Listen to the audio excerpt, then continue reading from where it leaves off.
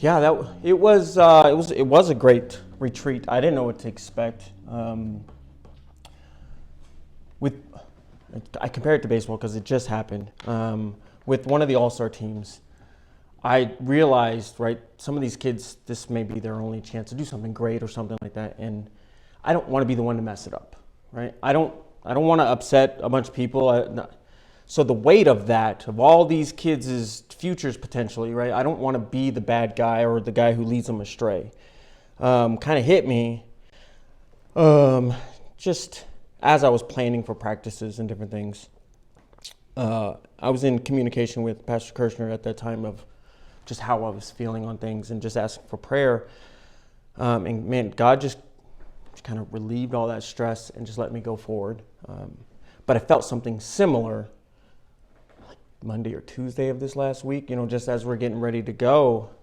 And this time it didn't last as long because, right, God had already provided before when I had a similar feeling. So He's the one put me in charge of this class. A year ago, I was an assistant coach. Right? I mentioned that. Like, I was nothing. I wasn't anybody any special. And I don't feel like I've changed I've grown, but I haven't changed who I am. I'm the same person, right? I got the same wife, got the same kids. But God has grown me into some of these roles of leadership.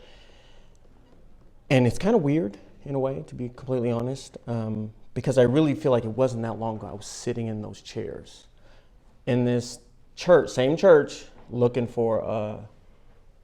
looking for a spouse, right? Like I just come here at the time, right? I'm single. I didn't have any real prospects. No comment on that. But I didn't want to come here and look for just a wife. I didn't want that to be the reason I came to this church. I came here, the same reason I went to the church that I got saved at in California was because I was growing, right? I came here to grow. I just wanted to get to know God more, and I felt like this was the place to do it. And then, like I said, sitting in this class, listening to all these people do things, and people are getting married and all that stuff. And then, man, one day I walk out of Wednesday night service, because we would have the prayer towards the end of the service for Wednesday night. And then everybody would kind of congregate into the foyer and be super loud out there and just kind of hang out. So I came out and Shauna was sitting behind the desks like she always does, standing there talking to people. And man, I tell you, like she looked at me in a way that I knew she was interested. She gave you the look. It was, right? It was so much so that the next day I went to work and I told my best friend at the time, I think the pastor's daughter is interested in me. And a similar weight kind of came over me over time. Like, the pastor's daughter? Like, I am not pastor's daughter, you know what I mean? Like, yes, when you think of pastor's kids being super bad, right? I would fit in that category because there are those that are just like the worst kids in the entire world because they get away with everything. That was kind of me, where I would try to get away with everything, and I was the worst kind of kid in the world, but I didn't have pastor parents, so it was okay for me to be that bad. But like I said, that look, I've told the story to her many times, and she's like, I don't remember it at all. I don't remember even that day. I don't remember seeing you. I don't remember anything like that. And we had talked about it fairly early on in the relationship. I had told her. And just to this day, she doesn't remember a thing. It just baffled me for the longest time. And it wasn't but for a couple months ago, I realized God showed me something that day that no one else knew, right? I've had it happen similar in other occasions, but right, God showed me something through the Spirit, like that's the one, when I looked at her. And she didn't know that. Oh, no one else knew that. As much as I explained it to people, no one else could understand what I'm talking about, right? And she doesn't have any idea what I'm talking about. Why? Why would that be, right? God showed me something. And it kind of sent me down this path of okay, so let's go through different people in the Bible. So we have Moses, right? He one day walks out and goes amongst the Hebrews and decides to kill an Egyptian. Why? Why did he just today, right? You mean to tell me he didn't see any other Egyptian prior to then? That was why today did he decide that he was going to go save his people. Even David, when he went to kill Goliath. So David was anointed king, right, by Samuel. But when you go back and read it, outside of the custom, he didn't say, I anoint you king. He just anointed him with oil. And at what point did David ever tell anybody, hey, I was anointed by Samuel? I don't remember it at all. Well, why? Because I feel like God showed him something and he already knew it, so he didn't have to get it confirmed anymore by anybody else, right? Paul, on his road to Damascus. So, right, light shines, he drops, hears a voice. The other people says they heard a voice, but they didn't see a person. I'm assuming they didn't hear at all what he said, because no one else's life changed from then, right? He thought he was doing exactly what God wanted him to do. God spoke to him, and he changed his life completely. Where am I going with all this? Is God spoken to you in a way that no one else understands? That as much as you try to explain it, you may not yourself understand what just happened or has happened in the past? Follow that voice, right? Listen to what that is. That call that God has on your life, it doesn't have to be staff member, right? You can be living for God. It's something completely opposite of that, but it is the thing that God wants you to do. I don't know what it is. I don't know what God has shown you, but you are here for a reason, right? You keep coming to this class to grow, I'm assuming.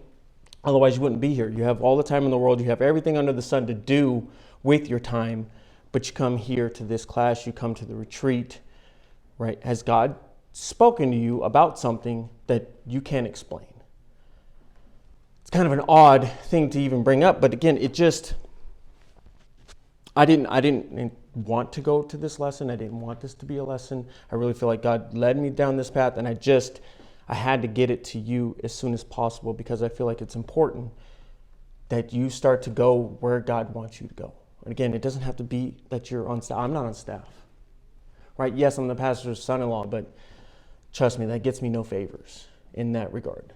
Now, my assumption would be that God's called me to something. I just don't know what that is. And I'm assuming Pastor kind of has the same general understanding. Maybe he knows more than I do, but he's not going to tell me. He's going to let me grow to it. Because that's the way God works. God shows you something, you start going down the path, not realizing that that's right. All of those lessons you're learning is for something else greater in your life later on.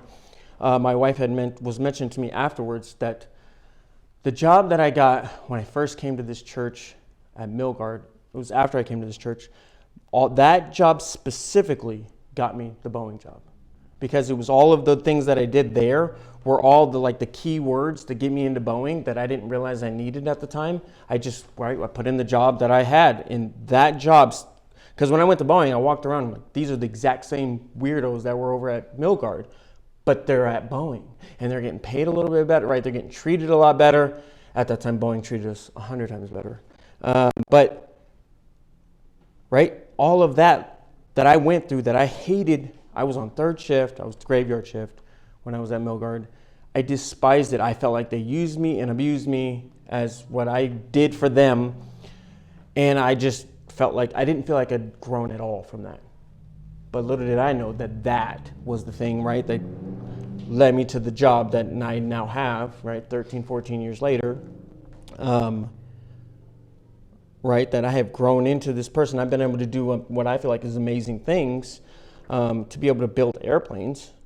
I feel like it's similar if you do work on houses and stuff, or you fix somebody's electrical whole thing. Like, I did something, right? I'm not to say that other jobs don't mean something, but sometimes when you do certain work, you feel like you go on a mission trip, right? And you pass out tracts, you can't speak their language. You feel like you did something, right? You feel like you're out there actually serving God. So, all that to be said, just listen to that voice, whatever that is in your life. Even if it is something where you felt like God showed you somebody who should maybe be your future spouse, but you can't talk to that person right now for whatever reason. Yeah, like I said, I was not pastor kid material. And it's kind of like being saved, right? David, when he was given Saul's first daughter for killing Goliath, he felt like he was unworthy. David, you're anointed king. You've killed this, right? Everything. You've saved the country. If anyone deserves it, it's really you. But he didn't feel worthy of it. We won't ever feel worthy of God's call in our life because we have done nothing to get it. And we will do nothing to keep it outside of living for God, right? Trusting Him in everything that He does. It's not what we do necessarily. It's what we believe that causes us to do what we do. So believe on God through Jesus Christ and follow Him, and then everything else will be taken care of. And you don't have not a care in the world outside of that. Thank you guys for the week, for being in this class, for everything. I hope to see all these chairs filled one day, not because I want to be something great. I just want more young people to grow, right? And there are more people in this church, and there's more people. If you have friends that you're like, I feel like they need some of these lessons, then bring them to class. If you have someone who's in this class that you're like, man, I was telling them about these lessons and they just don't know, then tell them to contact me and I can get them some of the lessons if they want them.